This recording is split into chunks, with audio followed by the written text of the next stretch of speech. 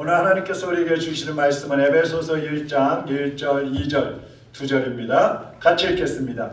하나님의 뜻으로 말미암아 그리스도 예수의 사도된 바울은 에베소에 있는 성도들과 그리스도 예수 안에 있는 신실한 자들에게 편지하노니 하나님 우리의 아버지와 주 예수 그리스도로부터 은혜와 평강이 너희에게 있을지어다. 아멘. 하나님 아버지 감사합니다. 오늘도 주님께서 우리에게 주실 말씀을 기대합니다. 하나님의 자녀들의 마음이 오늘도 주님 앞에 온전히 드려지게 하셔서 우리의 생각, 우리의 지식, 우리의 고집들, 욕심들 다 내려놓고 이 시간 하나님이 주시는 말씀에 귀를 기울이게 하시고 말씀이 우리의 심령에 새겨져서 30배, 60배, 100배로 결실하게 하여 주시옵소서. 우리의 마음이 옥토밭이 되게 하여 주시옵소서. 주님의 음성을 들을 수 있는 귀가 열려지게 하여 주시옵소서. 종의 입술도 성령님의 도구로만 사용하여 주시옵소서. 예수 그리스도의 이름으로 기도하옵나이다. 아멘. 오늘 제목은 은혜와 평강입니다.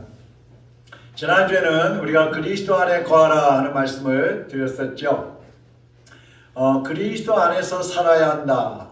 이 말을 하면 많은 사람들이 좋아할까요? 부담스러워할까요? 그리스도 안에서 사십시오. 그러면 부담스러워할까요? 좋아할까요? 부담스럽죠. 네, 참 사람들의 마음은 한결같군요.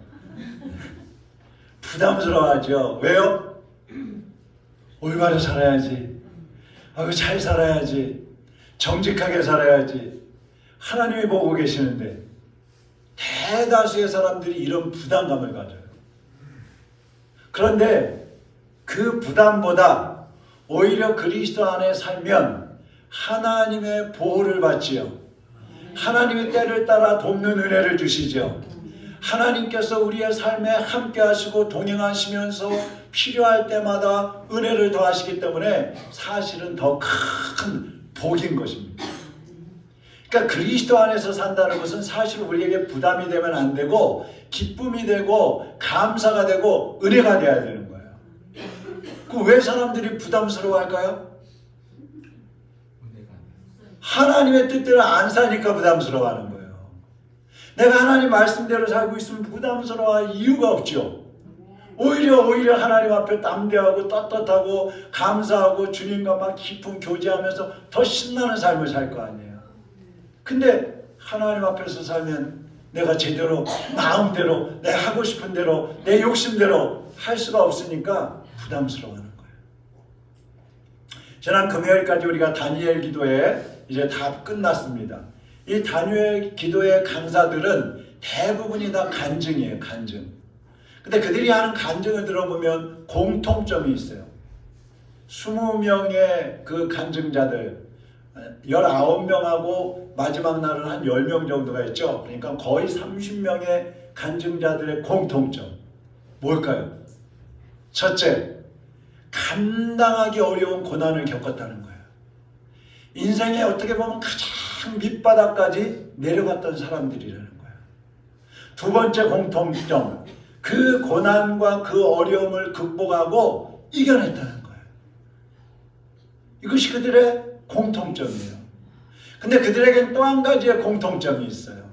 그게 뭐냐면 고난이 왔을 때에 예수 그리스도 안으로 더 들어갔다는 거예요. 예수님께로 더 가까이 갔다는 거예요. 여러분 몸이 아플 때도 하나님을 찾아서 몸이 낫고요. 경제적인 밑바닥으로 내려갔을 때에도 하나님께로 가까이 나갔더니 하나님 회복시켜 주셨고요. 학대를 받고 인간관계에서 고통스러울 때도 주님을 찾았더니 주님이 묻은 그 관계를 회복시켜 주셨다는 거예요. 이것이 그들의 간증이에요. 지금 여러분은 어떻습니까? 하나님께 가까이 다가가고 계십니까? 아니면 내 환경을 따라서 내 생각을 따라서 내 욕심을 따라서 살아가고 계십니까? 오늘 본문 말씀은 사도 바울이 구원받은 성도들에게 그리스도 안에서 은혜와 평안이 있기를 기원하는 내용이에요. 에베소서의 인사말입니다. 이 에베소서는 6장으로 되어 있는데 6장 전체가 그리스도 안에서 어떻게 하라 하는 그런 내용이에요. 1장은 그리스도 안에서의 영적인 소유, 내가 그리스도 안에 있으면 어떤 소유를 얻게 되느냐. 2장은 그리스도 안에서의 위치, 예수 그리스도 안에서 사는 사람, 나는 위치가 어디이냐, 어디에서 살고 있느냐 이거야. 3장은 그리스도 안에서의 공동체, 교회에 대해서 말씀을 하고 있어요. 4장은 그리스도 안에서의 교제, 우리가 그리스도 안에서 살면서 하나님과 어떤 교제를 하고 성도들과는 어떤 교제를 해야 되는지 그런 말씀을 하고 있고요. 5장은 그리스도 안에서의 생활, 그리스도 안에 있는 사람들은 어떻게 살아야 되느냐. 6장 그리스도 안에서의 승리입니다. 그리스도 안에 있는 사람들은 결국은 승리하는 삶을 산다 이거예요. 할렐루야. 그러니까 현재 예수님 안에 있다는 말은 예전에 나는 예수님 밖에 있었다는 뜻이 되는 것이죠. 예수님 안에서만 계속 살았다면 예수님 안에, 그리스도 안에서 살라는 말씀을 할 필요가 없어요. 그런데 예수님 밖에서 살았기 때문에 그리스도 안에 들어와서 살라는 말씀을 하는 건데, 예수님 밖에 있었다는 말은 뭐예요? 예수님과 관계없이 살았다는 뜻이에요. 하나님의 심판을 받을 지옥에 갈 대상으로 살아가고 있었다는 뜻입니다. 그러니까 우리는요, 예수님 믿기 전에는 전부 하나님의 심판을 받아야 될 사람들이었고 전부 지옥불에 들어가야 할 그런 사람들이었어요. 심판의 대상이었던 우리. 그런데 지금 어때요? 우리가 지금은 어떻게 예수님 안에 들어와서 살게 되었는가? 사도 바울은 그것이 하나님의 은혜라고 말씀하는 겁니다. 여러분의 의로, 여러분의 의로움으로, 여러분의 노력으로, 여러분이 힘써서, 여러분이 선한 일을 많이 해서 그래서 예수님 안에 들어오신 분 계십니까? 없어요. 여러분의 의로, 여러분이 잘해서, 여러분이 많은 선한 일을 쌓았기 때문에 천국에 가게 된 사람 계십니까? 아무도 없어요. 하나님의 은혜로 구원을 받았다는 겁니다. 하나님의 은혜가 아니면 누구도 절대로 심판을 면할 수가 없어요. 그래서 오늘은 그 하나님의 은혜와 평강에 대해서 말씀을 전하려고 합니다. 지난주부터 이제 에베소서 설교를 시작해서 이제 쭉 이어갈 텐데 오늘까지는 인사말입니다. 인사말. 사도 바울이 에베소 교인들에게 하는 인사말이에요. 그 중에 은혜와 평강이 있을지어다. 자, 첫째, 은혜와 평강이 필요한 이유가 뭔가? 왜 우리는 은혜와 평강이 필요할까? 그걸 알려면 먼저 과거에 내가 누구였는지, 예수님 밖에서 살고 있는 사람들은 어떤 사람인지를 봐야 합니다. 사람이 탄식해야 되는 이유가 두 가지 있어요. 세상 사람들 또 우리도 예수님 몰랐을 때 탄식해야 하는 두 가지가 있는데, 하나는 내 영이 죽었다는 사실도 모른 채 살아가고 있다는 거예요. 세상 사람들은 자기 영혼이 죽어 있는데 내 육신이 살아서 펄펄하게 움직이고 있으니까 살아있다고 생각하는 거예요. 또 하나는요, 스스로의 힘으로는 살아날 수 없다는 것이 절망적인 사실인 것입니다. 그러면 과거에 우리는 어떤 모습이었는가? 자, 보세요. 첫째, 그리스도 밖에서 살고 있었다는 겁니다. 1절 한번 같이 다시 읽어보겠습니다. 하나님의 뜻으로 말미암아 그리스도 예수의 사도된 바울은 에베소에 있는 성도들과 그리스도 예수 안에 있는 신실한 자들에게 편지하노니. 자, 여기 보면 그리스도 예수 안에 이 말씀이 있어요. 그리스도 예수 안에라고 한 말은 뭐예요? 아까 말씀드린 것처럼 과거에는 우리는 그리스도 밖에 있었다. 예수님 밖에서 살았다는 거예요. 세상과 짝하면서 더럽고 냄새나는 삶을 살았다 이 말이에요. 그때 우리의 상태는 어땠을까? 그 예수님 밖에서 살고 있던 우리의 상태는 어땠느냐? 두 번째로 영이 죽어 있었다는 거예요. 에베소서 2장 1절에서 3절 한번 또 같이 읽어보겠습니다. 불순종과 죄로 인하여 여러분은 영적으로 죽은 사람들이었습니다. 세상 사람들과 똑같이 살며 땅 위에 권세 잡은 악한 세력에 순종하였다. 이 악한 영은 지금도 하나님을 대항하는 자들의 마음속에서 활동하고 있습니다.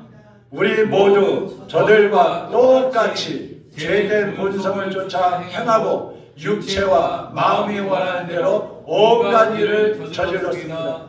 우리가 하나님의 분노를 사는 것은 당연한 결과입니다. 왜냐하면 그렇게 살았기 때문입니다. 자, 보세요. 제일 앞에 보면 우리의 영이 죽었었다 그랬어요. 죽었었다. 우리 영은 죽은 사람이에요. 어떻게 죽어 있었어요? 마치 이 시신이 물에 띄워버리면 둥둥 떠다니잖아요. 그것처럼 마귀가 우리를 이끄는 대로 여기저기 끌려다니고 죄악의 파도에 밀려가지고 막 냄새를 풀풀 풍기면서 살았던 우리들이란 말이야. 누구에게도 보호를 받지 못했었고 언제 멸망할지 모르는 그러한 불안한 상태로 살고 있었던 우리였다는 거예요. 그것뿐만이 아니에요. 세 번째는 하나님과 원수였다 그랬어요. 골로새서 1장 21절에 보니까 전에 악한 행실로 멀리 떠나 마음으로 원수가 되었던 너희를 그랬어요. 마음으로 원수가 되었다. 누가 그 원수야? 하나님과 원수였다. 하나님의 원수. 하나님을 원수로 삼고 살았다 이 말이에요. 이 말이 뭡니까? 하나님과 반대되는 삶을 살았고 하나님을 대적하는 삶을 살았고 하나님의 가슴을 막 핥히고 집어뜯는 그런 악한 모습으로 살았던 우리였다 이 말이에요. 이렇게 더럽고 악했던 우리가 하나님의 은혜와 평강을 누리는 복을 받았다 이 말씀입니다. 할렐루야. 이스라엘에서는 인사할 때 아까 우리가 했었죠. 샬롬 그럽니다. 평안하세요 이렇게 인사합니다. 헬라인들은 인사할 때 그라치아 이렇게 인사하는데 이건 뭐냐면 은혜입니다 이렇게 인사하는 거예요. 자, 그러면 이제 그 은혜와 평강에 대해서 좀 더 살펴보려고 합니다. 그게 두 번째로 은혜란 무엇인가? 은혜. 신구약 성경 신약 39권 구약 27권 통틀어서 가장 강조되는 주제가 뭔가? 강조되는 주제. 그것은 한번 따라합시다. 하나님의 은혜. 하나님의 은혜. 하나님의 은혜입니다. 은혜라는 말은 전혀 받을 자격이 없는 사람들, 아니 선물을 받기는커녕 아예 심판을 받아야 될 사람들이 아무런 조건 없이 주시는 하나님의 선물을 받는 것이 은혜인 것입니다. 그러면 여러분이 받은 은혜 중에 가장 큰 은혜는 뭡니까?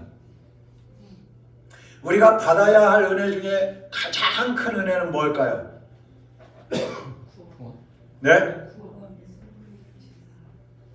네.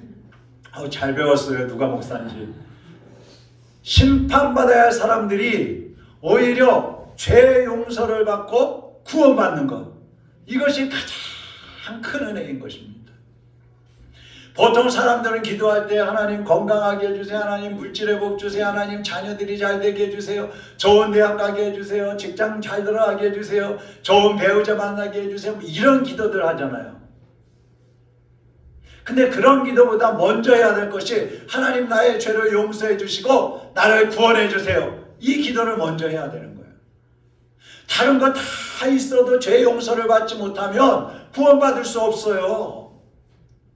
하나님의 자녀가 될 수 없어요. 그래서 하나님은 독생자 예수님을 보내셔서 십자가에 못 박혀 죽어주시도록 내어주시면서 우리의 죄를 다 용서하셨고 예수님 안에 들어오는 사람들은 누구든지 어떤 죄인이든지 하나님의 자녀로 받아주신 것입니다. 이게 하나님의 은혜인 거예요. 이란 출신인 마지드라는 사람이 있어요. 이 사람은 본명이 아니고 이제 가명을 씁니다. 왜냐하면 이제 본명을 쓰게 되면 이란 사람들에게 공격을 받을까봐 가명을 쓰고 있는데, 이슬람 국가는 이제 이란은 이슬람 국가잖아요. 근데 이슬람에는 혁명 수비대라는 부대가 있단 말이에요. 이 사람은 거기에 속한 사람이었어요. 그리고 교회를 급습해가지고 막 그리스도인들을 체포하는 그러한 일을 하던 사람입니다. 근데 그리스도인들을 체포하면 전기 고문을 가해가지고 신앙을 포기하게 만들기도 하고, 또 가족들의 안전을 막 위협해가지고 너는 신성모독으로 처형한다 그러면서 이 사람들을 괴롭히기도 하고, 또 그리스도인들이 속해 있었던 그 직장이나 학교에다 얘기를 해가지고 이스라엘 사람들은 기독교인이라고 그러면 쫓아내버리거든요. 그러니까 학교 생활도 못하게 하고 직장 생활도 못하게 하고 매장을 시켜버리는 이러한 일들을 계속 해왔던 사람이에요. 2010년도에 어느 날 한 교회를 급습을 했습니다. 사람들이 막 피하고 도망가고 붙잡히고 막 난리를 피는데 한 교인이 아무런 저항을 하지 않고 이 사람한테 그렇게 말하는 거예요. 예수님의 사랑이 당신을 자유롭게 할 것입니다. 이렇게 말하는 거예요. 이 사람 깜짝 놀랐어요. 그 막 핍박하고 잡아가던 그 사람의 마음이 움찔했어요. 그런데 그때부터 마음이 좀 찜찜했었는데 어느 날 꿈에 예수님이 이 사람 꿈에 나타나셨어요. 그리고 이렇게 말씀하는 거예요. 내가 핍박한 사람들이 바로 나의 자녀들이다. 얼마나 놀랬겠어요. 그래서 그때부터 이제 죄책감에 시달리면서 살다가 결국은 2012년도에 이란을 탈출을 합니다.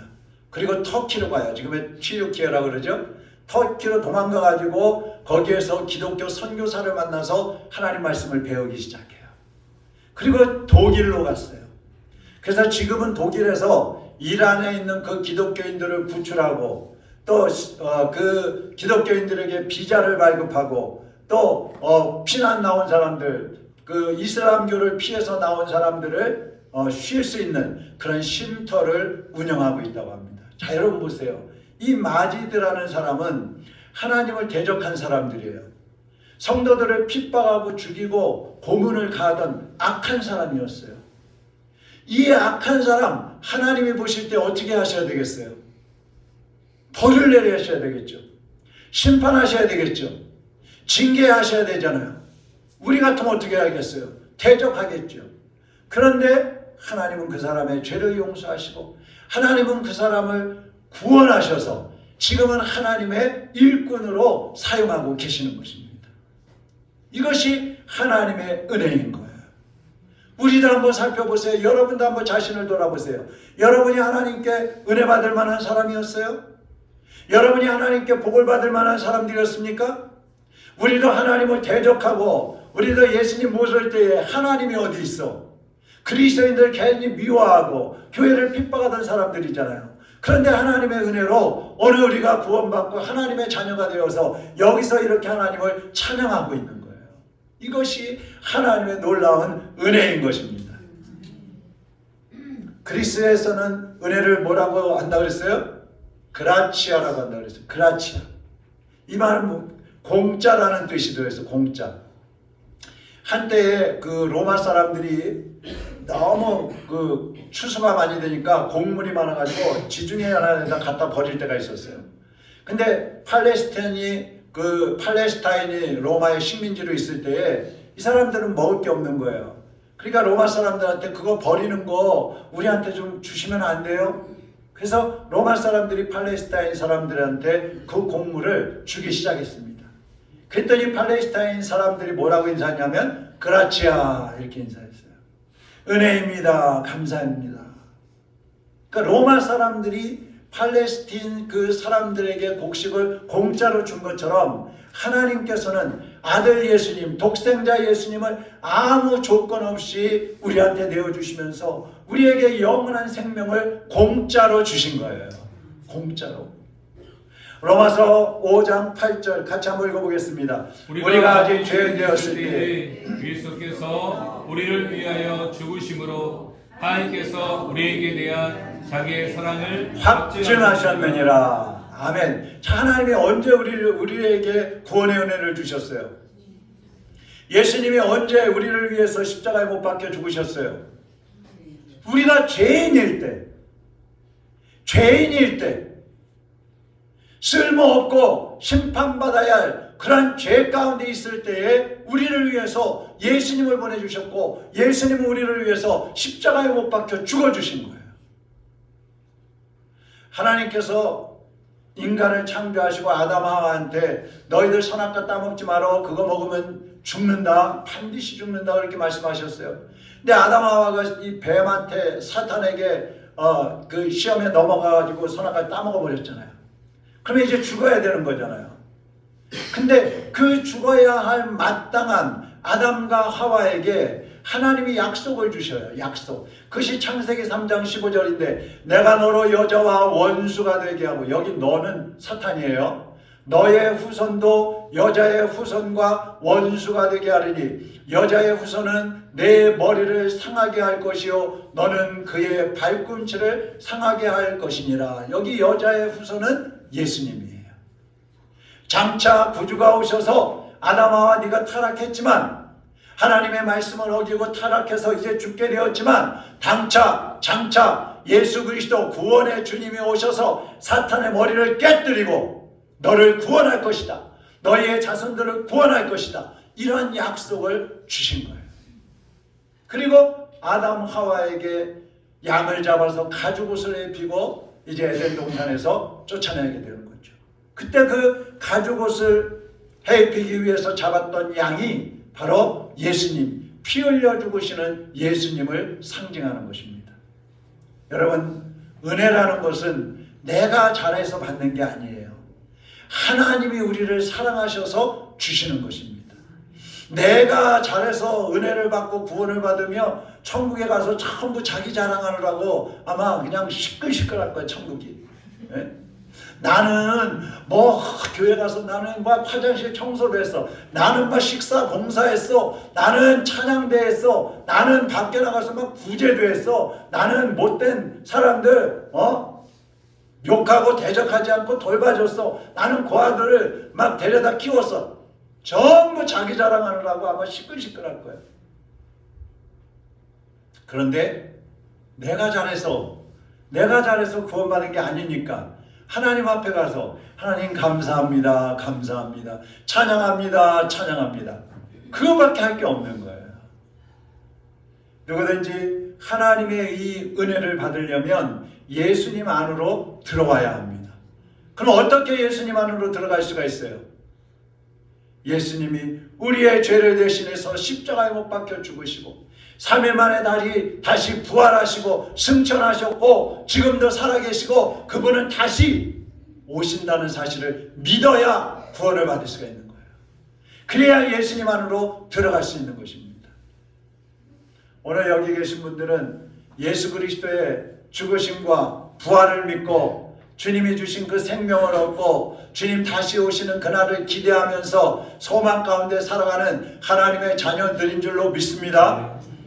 그러면 아버지 하나님이 주시는 모든 은혜를 우리가 받아 누리게 되는 거예요.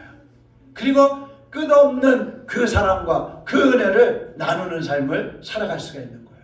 이것이 은혜인 것입니다. 그러면 세 번째로 평강이란 무엇인가? 평안. 자, 우리는 보통 전쟁이 없거나 아니면 어떤 특별한 문제가 없으면 평화롭다고 생각하죠. 평안하다고 생각합니다. 근데 성경에서 말씀하는 건 그런 정도가 아니에요. 싸우고 다투고 분열했던 그런 관계가 다시 화해하고 연합할 때 비로소 평강이라고 하는 거예요. 자, 예를 들어 볼게요. 두 사람이 막 치고받고 싸우고 있어요. 막 머리끄댕이를 잡고 그냥 코피를 터뜨리고 막 싸우고 있어요. 근데 누가 와서 말렸어요. 그게 간신히 뛰어났어요. 이거는 평화예요? 아니에요? 예? 평화예요? 아니에요? 아니에요. 아직. 그건 평화가 아니에요. 북한하고 우리나라가 지금 휴전 상태잖아요. 이게 평화일까요? 아닐까요? 아니에요. 지금 전쟁 상태인 거예요. 전쟁이 잠깐 멈춰 있는 거예요. 자, 성경적인 평화는 뭐냐면 아까 그 막 코피 터뜨리고 그냥 두들겨 패고 머리끄댕이 잡고 싸우던 그 사람들이 이제 화해하고 서로 포옹하고 서로 마음을 같이 해서 함께 살아가는 것, 그것이 평화인 거예요. 그게 성경적인 평화인 거예요. 자, 과거에 우리는 하나님과 원수였습니다. 절대로 하나님께 다가갈 수 없는 그런 추악한 죄인들이었어요. 그런데 예수님이 십자가에 못 박혀 죽으시면서 하나님과 원수였던 우리를 하나님과 화해시켜 준 거예요. 화목시켜 주신 거예요. 근데 화해 정도가 아니라 하나님의 자녀가 되게 해주신 거예요. 할렐루야. 이것이 평화예요. 평강이에요. 예. 이제는 절대로 하나님과 떨어질 수 없는 그러한 사랑의 관계가 된 것입니다. 여러분, 하나님의 자녀 확실하십니까? 예수 그리스도를 구주로 영접하셨습니까? 하나님의 자녀입니까? 하나님 떨어져서 살 수 없어요? 그 고백대로 사시기를 바랍니다. 그러니까 어디서도 하나님의 이러한 은혜와 평강을 누릴 수 없는 거예요. 예수님 안에 들어와야만 누릴 수 있는 것이 이 하나님의 은혜와 평강인 것입니다. 자, 오늘 우리가 예수님 안에 들어왔어요. 그렇다면 이제 우리는 그리스도 안에 사는 사람들인데, 자, 여러분, 우리가 그리스도 안에 살아야만 은혜와 평강이 있다고 그랬어요. 그러면 예수님 안에 산다는 것이 부담이에요, 축복이에요? 여러분은 어떠십니까? 부담이 되십니까? 아직도? 아니면 감사하십니까? 감사해야 되는 거예요. 그래도 아직 여전히 부담스러운 사람이 있을지도 몰라.